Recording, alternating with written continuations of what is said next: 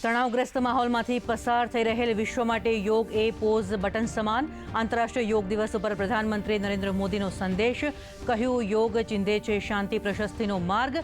11 વર્ષમાં યોગ વિશ્વભરના કરોડો લોકોની જીવનશૈલીનો ભાગ બન્યો હોવા બદલ પ્રધાનમંત્રીએ વ્યક્ત કરી ખુશી.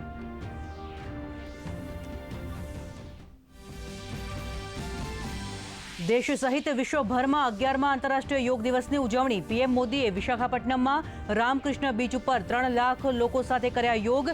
તો સંરક્ષણ મંત્રી રાજનાથ સિંહ, વિદેશ મંત્રી એસ જયશંકર, નાણામંત્રી સહિત વિવિધ કેન્દ્રીય મંત્રીઓએ વિવિધ સ્થળોએ યોગ વિષયક કાર્યક્રમનું કર્યું નેતૃત્વ.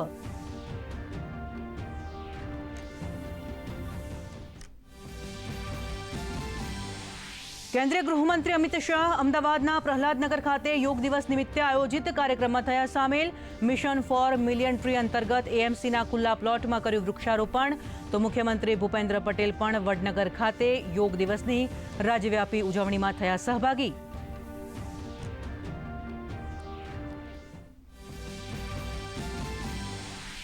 રાજ્યભરના 311 સ્થળો ઉપર આજે યોગ કાર્યક્રમનું કરાયું આયોજન. દ્વારકામાં સુદર્શન સેતુ અને ગોમતી નદીમાં જળ યોગ કરી અપાયો નિરોગી રહેવાનો સંદેશ.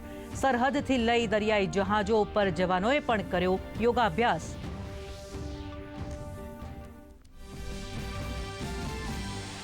વિસાવદર વિધાનસભાના 2 બૂથ ઉપર આજે ફેર મતદાન. 86 માલીડા અને 111 નવા વાઘણિયા ખાતે 3 વાગ્યા સુધી 72.42% મતદાન.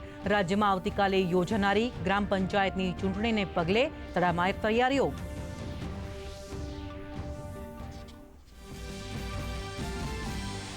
અમદાવાદ ખાતે 148મી રથયાત્રામાં સુરક્ષા અને કાયદો વ્યવસ્થા જાળવવા માટે પોલીસ દ્વારા વિશેષ બંદોબસ્ત.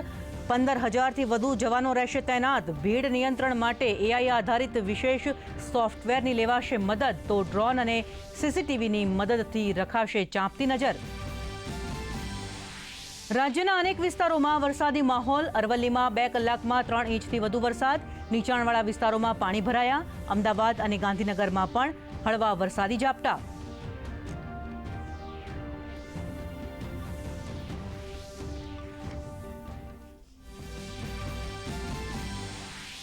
રાજ્યમાં સારા વરસાદને પરિણામે જળાશયોમાં નવા નીરની આવક. અમરેલીના ધાતરવાડી અને સુરજવાડી ડેમ સહિત રાજ્યના 8 જળાશયો છલકાયા. 14 હાઈ એલર્ટ ઉપર. રાજ્યમાં એનડીઆરએફની 13 ટીમ તૈનાત. રાજ્યભરમાં આજે મેઘગર્જના સાથે હળવાથી મધ્યમ વરસાદની હવામાન વિભાગની આગાહી.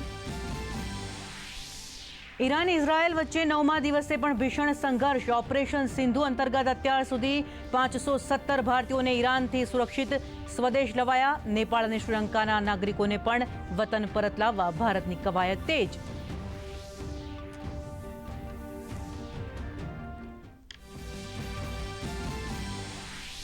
અને યજમાન ઇંગ્લેન્ડ સામેની પ્રથમ ટેસ્ટ મેચમાં બીજા દિવસની રમતનો પ્રારંભ. ભારતના 3 વિકેટે 377 રન. કેપ્ટન ગિલના 133. તો રિષભ પંત 77 રન સાથે રમતમાં.